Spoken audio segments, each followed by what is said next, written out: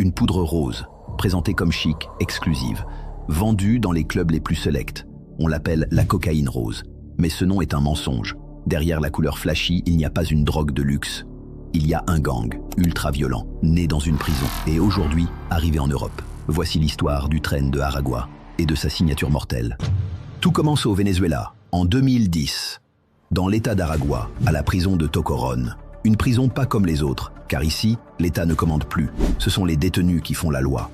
Plutôt atypique comme situation, ce système porte pourtant un nom, le PRAN. Le chef de prison est un chef criminel au sommet de la hiérarchie carcérale, mais pas uniquement. En 2014, un homme s'impose, Héctor Niño Guerrero, incarcéré pour meurtre. Il transforme Tocorón en quartier général, ou en paradis, piscine, boîte de nuit, restaurant, zoo, une prison devenue une ville privée, un sanctuaire criminel. Le train de Aragua est né. Le Venezuela ne contrôle plus rien. Toutes les prisons du pays sont dirigées par des chefs de gang, appelés pranes. Ces gangs organisent tous les aspects de la vie carcérale via un système d'autogestion par la terreur. Les prisons vénézuéliennes sont surpeuplées à 400%. Quand un nouveau arrive, le PRAN lui attribue une place, en cellule ou en dortoir, plus ou moins confortable en fonction de ce qu'il peut payer. Un juteux butin pour le gang qui amasse chaque mois. Tout le trafic de drogue, d'alcool, de médicaments, de téléphones portables et d'armes est entre les mains du PRAN. On pourrait se dire que la perte du contrôle des prisons n'est pas si grave, tant que cela reste dans l'enceinte de la prison. C'est là que le gang de train de Aragua va se démarquer. Très vite, en 2015, le gang sort des murs. Il contrôle les quartiers autour de Tocorón. Extorsion, enlèvement, trafic. Puis, il conclut des pactes, élimine les rivaux, achète la paix. Les autorités ferment les yeux, parfois par peur, parfois par corruption. En 2017, le verdict est clair. Le train de Aragua est le gang le plus puissant du Venezuela. Mais il ne compte pas s'arrêter là. En 2018, le Venezuela s'effondre et des millions d'habitants fuient. Le gang suit ses routes latines migratoires, Colombie, Pérou, Chili. Partout, ils appliquent le même modèle. Des cellules autonomes et une violence extrême. Imposer la terreur, décapitation, corps mutilés, enterrés vivants. Le message est simple. Résister, c'est mourir. Un nom devient central dans l'expansion. Larry Changa Alvarez. Il est le bras droit de Niño Guerrero, l'architecte de l'internationalisation du gang. Il utilise la diaspora vénézuélienne comme une autoroute, une opportunité. Le train de Aragua devient alors une mégabande continentale. Pour vous illustrer l'ampleur de l'organisation, prenons exemple du Pérou. De 2018 à 2022, c'est 1,2 million de Vénézuéliens qui entrent dans le pays, constituant un vivier tant de victimes que de recrues pour le gang. Au Pérou, le train de Aragua opère comme une méga-franchise du crime organisé. Il ne s'agit pas d'un bloc monolithique, mais d'une nébuleuse de factions autonomes, des cellules locales avec leurs propres chefs, qui se revendiquent toutes du train de Aragua. La spécialité de la franchise au sein de ce pays, la traite sexuelle. 5 factions principales du train de Aragua sévissaient dans le pays durant cette période. Los Gallegos, cellule la plus violente et puissante, très active à Lima, composée majoritairement de criminels vénézuéliens, son nom vient du quartier Gallegos en Aragua. Hijos de Dios, autre faction majeure du réseau, disposant de nombreux membres et d'une large implantation géographique. Puros Hermanos Sicarios, groupe orienté sur les assassinats à gages de taille plus réduite. Dynastia Alayon, faction secondaire, active notamment dans la traite et démantelée en partie fin 2022. Cota 905, du nom d'un quartier criminogène de Caracas, cette faction regroupe d'anciens membres d'un gang vénézuélien allié opérant au Pérou sous la bannière du train de Aragua. Toutes ces branches répondent en dernière instance aux ordres du chef suprême Héctor Niño Guerrero, emprisonné à Tocorón, Venezuela. Chaque membre du réseau lui étant redevable.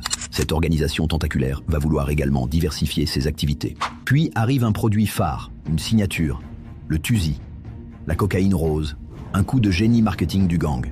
Visuel, tendance et surtout instagrammable. Panthère rose, Pink C, Tusi, Tutsibi. De petits noms mignons au goût de fraise, de banane ou de passion. Pour un produit l'étant nettement moins. Elle séduit la population jeune des classes moyennes, en commençant par le berceau de la cocaïne, la Colombie. Medellín, Bogota, Cali, où elle est probablement fabriquée à grande échelle. Une drogue de soirée, prisée dans les milieux étudiants, clubs et même certaines fêtes privées de luxe. Bien sûr, on la retrouve au Venezuela, où elle est produite artisanalement par le train de Aragua, distribuée dans tout le pays comme drogue de rue. Elle suit le flux migratoire, Pérou, Chili, etc., mais reste discrète, ne touche pas les États-Unis. La DEA ne la considère pas. les pays européens n'en entendent pas parler. Du moins jusqu'à ce que l'on en retrouve en Espagne en 2022, dans des soirées techno où elle est présentée comme une cocaïne premium. Mais la vérité est brutale. Ce n'est pas de la cocaïne. C'est un cocktail instable, MDMA, kétamine, parfois du 2-CB, parfois pire. Chaque dose est différente et a ainsi des effets imprévisibles. Hallucinations, blackout, surdose, une drogue parfaite pour les clubs, mais surtout parfaite pour recruter, facile à vendre, séduisant, en gros parfaite pour faire de l'argent. Le Tusi devient la marque incontestable du gang vénézuélien. Septembre 2023, l'État vénézuélien frappe enfin. 11 000 policiers et militaires sont mobilisés pour un assaut massif. Tocorón est reprise, une victoire pour l'État, une bombe médiatique. La prison paradis est révélée au monde. En vérité, c'est une victoire mitigée. Prévenu de l'intervention, le chef s'était déjà échappé. Niño Guerrero disparaît. Le quartier général du gang tombe, mais le réseau survit, car il était déjà trop tard pour l'arrêter. Le Tren de Aragua n'est alors plus un gang local, c'est déjà une organisation décentralisée. Ainsi, les activités narcos continuent sur fond de terreur. C'est l'année 2024 qui marque un vrai tournant. En Colombie, Larry Changa est capturé. Le numéro 2 du plus important gang vénézuélien tombe après des années de traque. Lui qui avait fui le Chili en 2022 alors que la police chilienne était sur le point de l'arrêter. Il était alors recherché dans 196 pays par notice Interpol pour traite des êtres humains, trafic de migrants, trafic de stupéfiants, trafic d'armes, extorsion et enlèvement, et même des accusations de terrorisme. La totale. Arrêté dans la campagne cafetière de la Colombie sous une fausse identité, on ne sait pas vraiment comment il a pu être capturé. Le Chili réclame son extradition, mais le mal est fait. Les cellules du Tren de Aragua sont déjà partout. Le Tren de Aragua représente une menace non négligeable. Sa présence est avérée dans 11 pays, forte en Amérique du Sud en passant par le Chili, la Bolivie et la Colombie, jusqu'à des cellules avérées en Europe, Espagne, Italie et Portugal. 13 arrestations réalisées ce jour-là. Cela peut paraître peu, mais surtout 2 laboratoires clandestins sont démantelés. De véritables labos de production de la cocaïne rose. Aucun doute, c'est la signature du Tren de Aragua. Les enquêteurs découvrent sur place des substances de synthèse, du matériel chimique, des stocks prêts à être écoulés, des liens directs avec des cadres du gang en Amérique latine.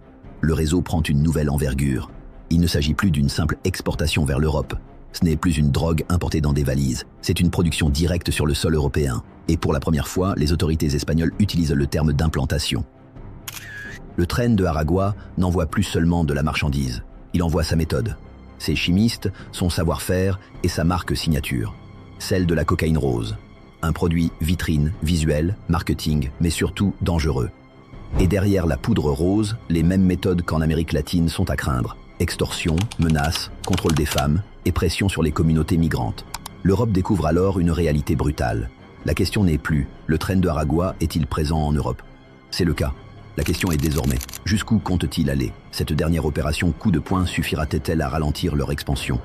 N'est-il pas trop tard pour agir? De votre côté, laissez-moi en commentaire votre point de vue sur le gang du Tren de Aragua ainsi que sur la cocaïne rose. Je suis curieux de savoir si vous l'apercevez comme une réelle menace future ou une mode passagère liée à son génie marketing. J'espère que cette nouvelle chronique vous a plu, laissez un like pour nous encourager. Et tout de suite, je vous propose 2 autres vidéos narcos ainsi qu'une série autobiographie sur Pablo Escobar, le véritable roi de la coke. C'était Victor, votre conteur.